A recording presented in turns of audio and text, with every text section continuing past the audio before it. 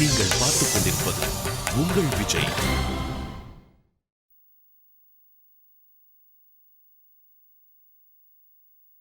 சரிம்மா, இதோ நாங்க வந்துட்டோம். இங்க எல்லா வேலையும் முடிச்சிட்டோமா? சரி, வச்சிடுறேன். என்ன நாக்ஷ், என்ன பண்ற? ஜாலியா இருக்கியா? என்ஜாய் பண்றியா? என்னது, அதுக்குள்ள ஏறம் பண்ணிட்டியா? இப்போ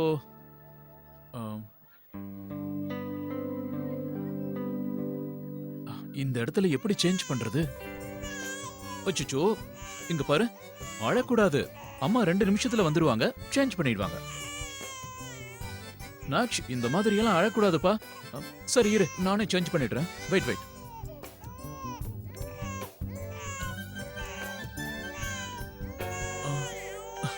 அர்ச்சனாவுக்கே ஃபோன் பண்றேன்.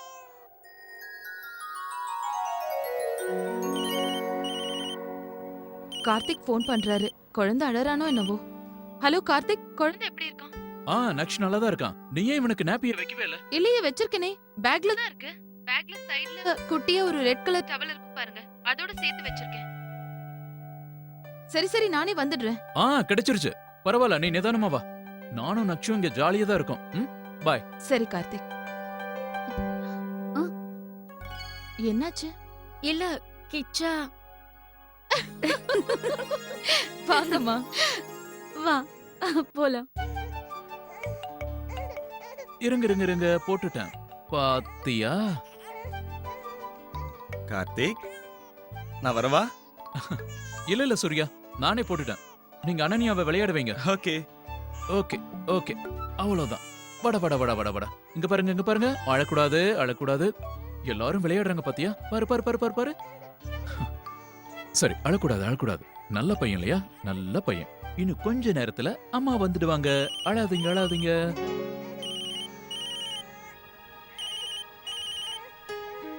அம்மா ஃபோன் பண்றாங்க.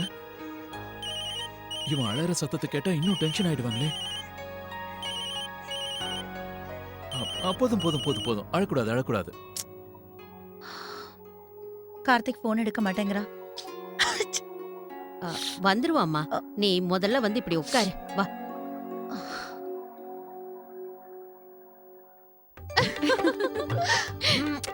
என் செல்ல அம்மா. இத பாருங்கம்மா, இனிமே நான் ஒழுங்கா கவனமா இருப்பேன். நமக்குள்ள எந்த மனஸ்தாபமும் வராம நான் பாத்துக்குவேன். நான் மறுபடியும் உங்ககிட்ட சாரி கேட்டுக்கிறேம்மா. நான் உங்க மனச ரொம்ப புண்படுத்திட்டேன்ல. அர்ச்சனா, நீ திரும்ப இதே மாதிரி சாரி கேட்டுக்கிட்டே இருக்காத. எனக்கு கஷ்டமா இருக்கு. அப்புறம் நானும் உன்கிட்ட ஒரு சாரி சொல்லணுமே. நேத்து உனக்கு எவ்வளவு முக்கியமான நாள். என்னால எல்லாம் பாழாயிடுச்சு. அம்மா,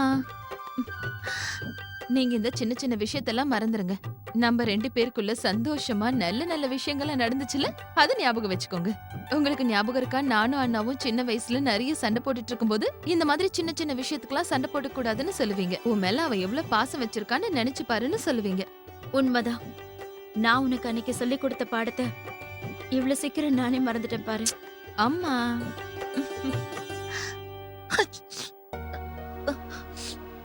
ஜலதோஷம் புடிச்சிருச்சு பாத்தியா சாந்தி? வெளியிலயும் கிளைமேட் சரியில்லை.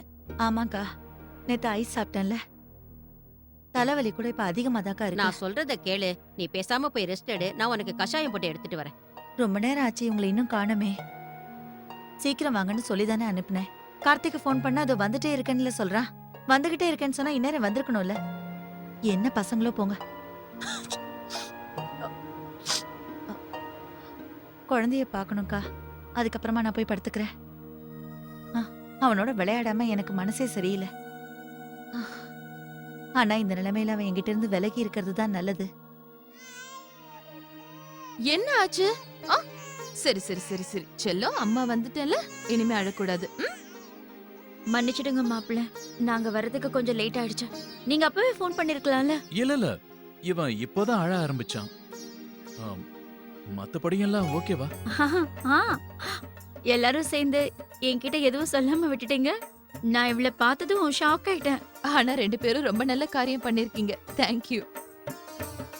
அட என்ன அனன்யா அதுக்குள்ள டாடா சொல்ற? இப்பதானே உங்க அத்தை உன்னை பார்க்கவே வந்திருக்காங்க. இல்ல சூர்யா, அனன்யாவும் கரெக்டா தான் டாட்டா காட்டியிருக்கா. வீட்ல இருந்து அம்மா நிறைய தடவை கால் பண்ணிட்டாங்க, நாங்க கிளம்பி ஆகணும். என்ன நீங்க இத கூட என்கிட்ட சொல்லலையே. சரி வாங்க போலாம்.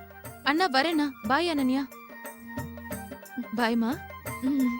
தேங்க்யூ சூர்யா. போயிட்டு வரேம்மா. போயிட்டு வாங்க போலாமா?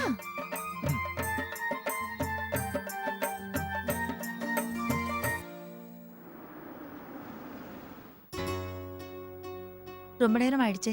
குழந்தை நல்லா இருக்கானா? ஆமாமா. அது அர்ச்சனா, குழந்தைய உன் மாமியார் கிட்ட கொடுக்காத. அவளுக்கு ஜலதோஷம் பிடிச்சிருக்கு. ஏன் 2 பேரும் வரதுக்கு இவ்வளவு நேரம் ஆச்சு? ஆக்சுவலி அர்ச்சனாவை அவங்க அம்மாவை பார்க்க தான் நான் கூட்டிட்டு போனேன்.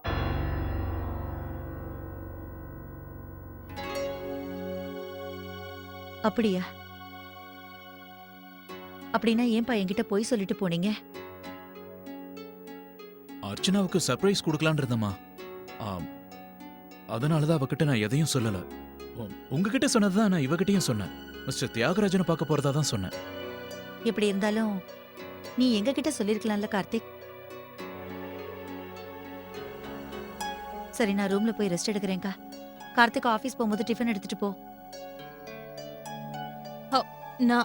நான் அம்மாவுக்கு கஷாயம் போட்டு கொண்டு வரேன். குழந்தைய பிடிங்க. கொடு.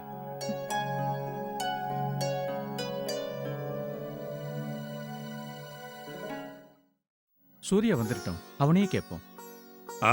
இத பத்தி அவனுக்கு தான் தெரியும். அர்ச்சனாவை பார்த்தா அம்மா கண்டிப்பா ஷாக் ஆயிடுவாங்க. அவங்க வந்ததுக்கு அப்புறம் தான் என்ன ஆச்சுன்னே நமக்கு தெரிய வரும். அம்மாவும் பொண்ணும் ஒரே மாதிரி தான். 2 பேராலையும் ரொம்ப நேரம் கோவத்தோட இருக்க முடியாது. வந்துட்டாங்க.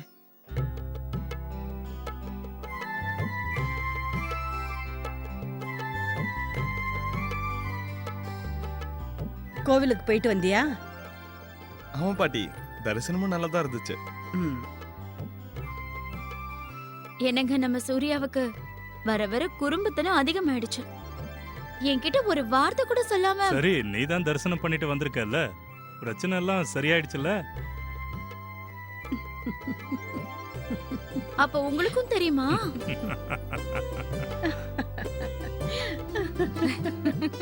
அப்படின்னா உங்க எல்லாருக்கும் தெரியுமா? என்கிட்ட மட்டும் தான் மறைச்சீங்களா? ஏன்டா என்கிட்ட அம்மா, சொல்லவே இல்ல? போதும் போதும். ராதிகா முகத்துல இருக்கிற சந்தோஷத்தை பார்த்தாலே தெரியுது அம்மாவும் பொண்ணு சமாதானம் ஆயிட்டாங்கன்னு. ஆமாம்மா, நீங்க சொன்னதும் கரெக்ட் தாங்க. எந்த பொண்ணு பேசினாலே நான் சந்தோஷப்படுவேனோ அவ மனசை நான் ரொம்ப கஷ்டப்படுத்தியிருக்கேங்க. ஒருவேளை மனசுக்குள்ள இருக்கிற பாசம் அதிகமாகும் போது இந்த மாதிரி நடக்கிறது சகஜம்தானோ என்னவோ. என்ன, நான் தான் தேவையில்லாம எதையும் நினைச்சு குழப்பிக்கிட்டேன். ராதிகா, உங்க 2 பேருக்குள்ள என்ன பேச்சுவார்த்தை நடந்துச்சுன்னு எனக்கு தெரியாது. ஆனா உன் வாடி போன முகத்தை பார்க்கும்போது எங்களுக்கெல்லாம் ரொம்ப மனசு கஷ்டமா இருந்தது. ஆ, அதுலயும் அப்பா தான் ரொம்ப வருத்தப்பட்டாரு. டெய்லி ஆபீஸ்ல இருந்து வீட்டுக்கு வரும்போது பயந்துகிட்டே தான் வருவேன். இவ தன்னோட கோவத்தை சமையல்ல காட்டிட்டான்னா, பாவக்காய சமைச்சிட்டான்னா. அதுவும் உண்மைதான். நீங்க இன்னைக்கு பாவக்காயில ஜிலேபியே சேர்த்து தான் சாப்பிடுவீங்க. அதுவும் அம்மாவோட ஃபேவரட் ஸ்வீட் கடையில இருந்து. நல்ல பசங்க.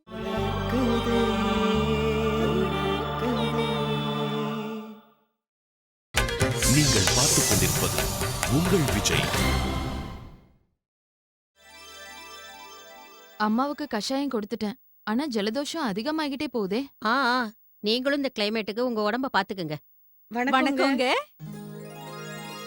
அட வாங்க வாங்க, உள்ள வாங்க.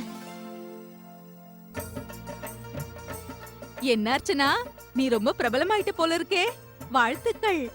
நீ இவ்ளோ நல்ல புக்கெல்லாம் எழுதுவேன்னு எங்களுக்கு தெரியவே தெரியாது அர்ச்சனா. இல்ல, அது சும்மாதான். உட்காருங்க. கிரிஜா, ஆ? போய் சாந்திய கூட்டிட்டு வா. இதோ கூட்டிட்டு வரேன். அப்புறம் சொல்லுங்க கமலா, எப்படி இருக்கீங்க? நல்லா இருக்கேன். அர்ச்சனா, எல்லாரும் உன்னோட புத்தகத்தை பாராட்டுறாங்கம்மா. நீங்க படிச்சீங்களா? இன்னும் இல்லம்மா. வணக்கங்க. வணக்கங்க. வணக்கங்க. அம்மா, அர்ச்சனா, நீ குழந்தைய தூக்கிக்கிட்டு ரூமுக்கு போமா. தப்பா எடுத்துக்காதீங்க. அர்ச்சனாவை இங்க உட்கார வைக்க முடியாது. எனக்கு கொஞ்சம் உடம்பு சரியில்லை. குழந்தைக்கும் அப்புறம் ஜலதோஷம் பிடிச்சுக்கோல்ல, அதுக்கு தான் சொல்றேன். போ அர்ச்சனா.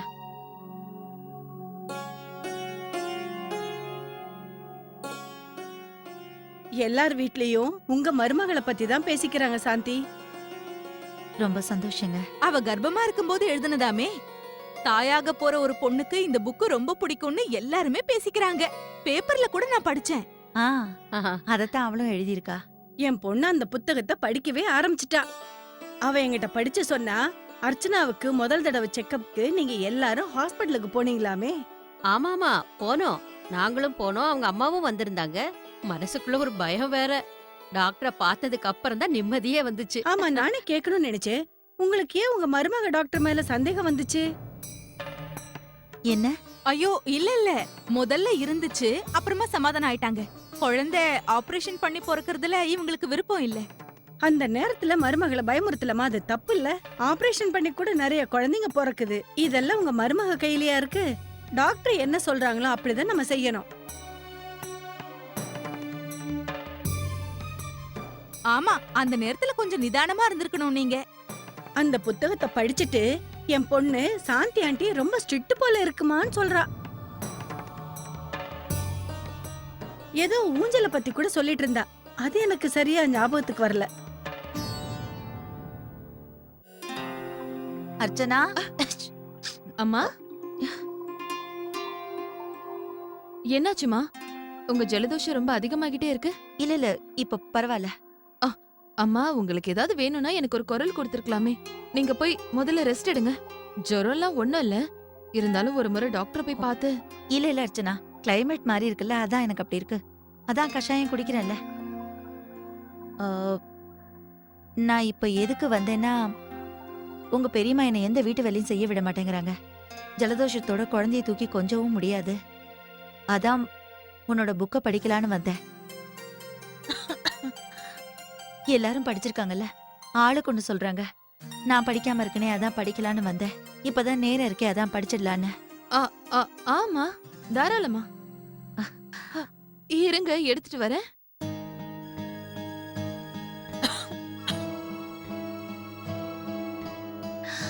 இந்தாங்க.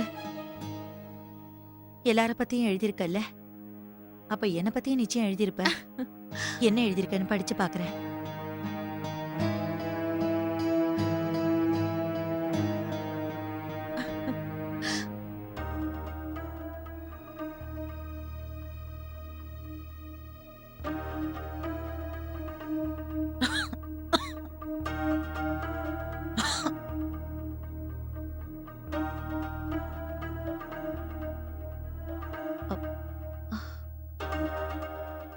கொடுங்க அண்ணி, குழந்தைய நான் தூக்கிக்கிறேன்.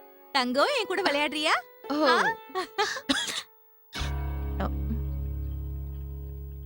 நிறைய பேஜ் படிச்சிட்டீங்களாமா?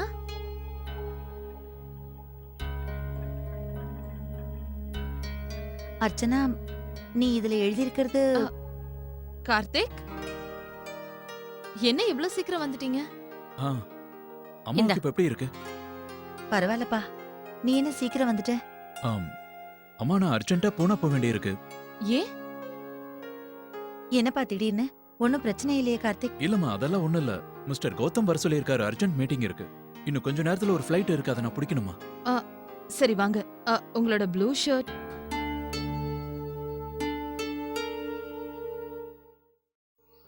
அர்ச்சனா, ரொம்ப லேட் ஆயிடுச்சு. நீங்க போய் சாப்பிடுங்க. உங்க பேக் இப்படி கொடுங்க, நான் வச்சுக்கிறேன். அண்ணி, குழந்தை ஈரம் பண்ணிட்டான் போல இருக்கு. நான் போய் துணியை ஆ, மாத்திட்டுமா? அங்க பெட் பக்கத்துலயே துணி இருக்கு, ஆ, போய் மாத்திட்டு சரி. போ. அம்மா, நீங்க கஷாயம் குடிச்சீங்களா?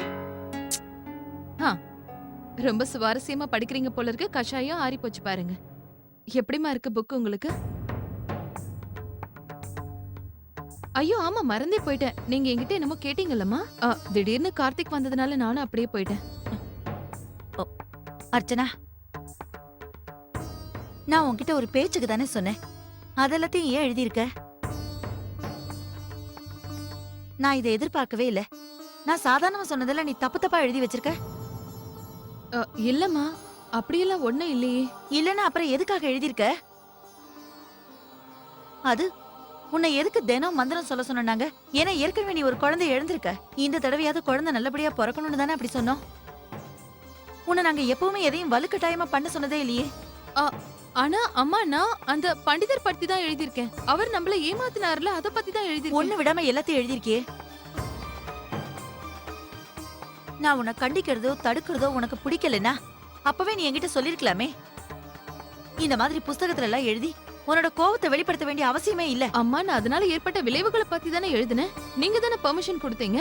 ஆனா நான் அர்ச்சனா, நீ எழுதுனதை நியாயப்படுத்தி என்கிட்ட பேசாத. நான் எல்லாத்தையும் படிச்சுட்டேன். நான் தான் உன்னை டாக்டர் கிட்ட அனுப்ப விருப்பம் இல்லாம தடுத்து நிறுத்திட்டேல. சுகப்பிரசவம் ஆகணும்னு நான் தான் உன்னை ரொம்ப தொந்தரவு பண்ணிருக்கேன் போல இருக்கு. அம்மா நான் தப்பா எதுவும் எழுதவே இல்லம்மா. நான் டிரைவர் கிட்ட சொல்லிட்டேன் பெரியப்பா. அவர் என்ன டிராப் பண்ணிட்டு உங்ககிட்ட வந்துருவாரு. சரி. கார்த்திக், சாப்பிட்டியாப்பா? ஆனா அவசர அவசரமா கொஞ்சமா தான் சாப்பிட்டான். அப்ப நான் போயிட்டு வரேம்மா. கார்த்திக், அர்ச்சனாவும் கொஞ்ச நாள் அவங்க அம்மா வீட்டுக்கு போயிட்டு வரட்டுமேன்னு எனக்கு தோணுது.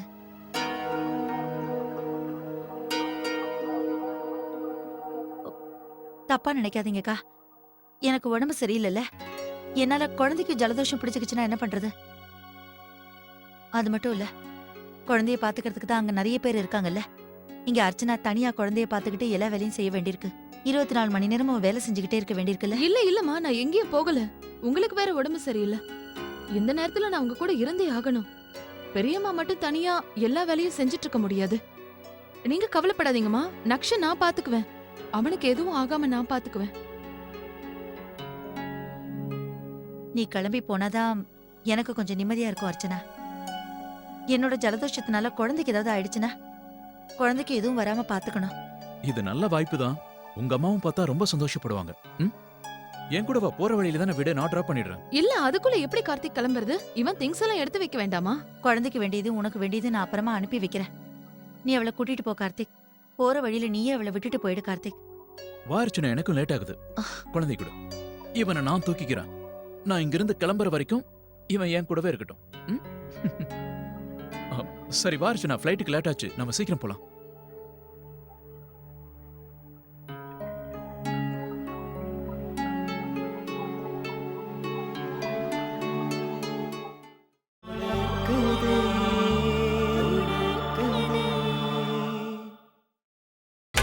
நீங்கள் பார்த்துக் கொண்டிருப்பது உங்கள் விஜய்.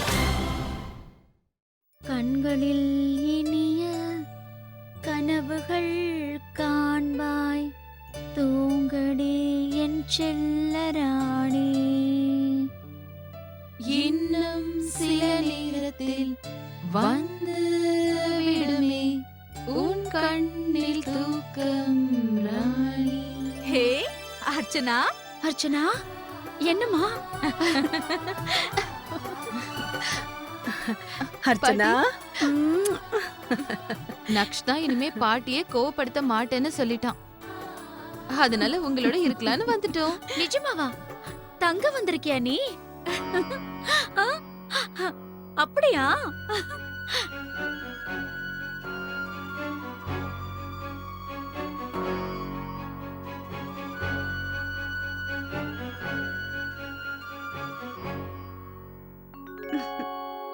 என்ன பாக்குற? என்கிட்ட வா. என் செல்லக்குட்டி கிச்சா, என் ராஜகுமார வந்திருக்கீங்களா? பாட்டி கூட இருக்க வந்திருக்கீங்களா? அர்ச்சனா, தனியாவா வந்திருக்க? இல்லம்மா, திடீர்னு கார்த்திக் வேலை விஷயமா பூனே போக வேண்டியதாயிடுச்சு. அப்போ அம்மாவும் அவர் வர வரைக்கும் நீ போய் உங்க அம்மா வீட்ல இருன்னு சொன்னாங்க.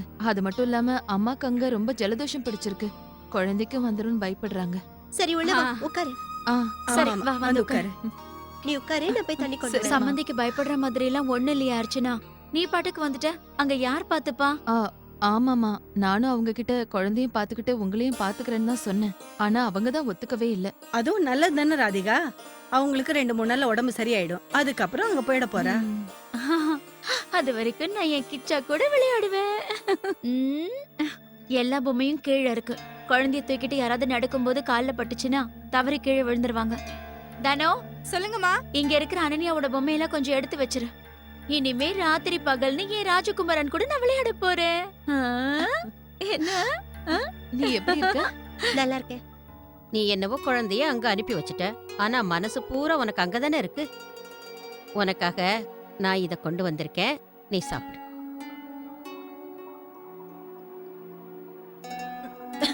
அர்ச்சனாவுக்கும் இங்க இருந்து போக விருப்பம் இல்ல.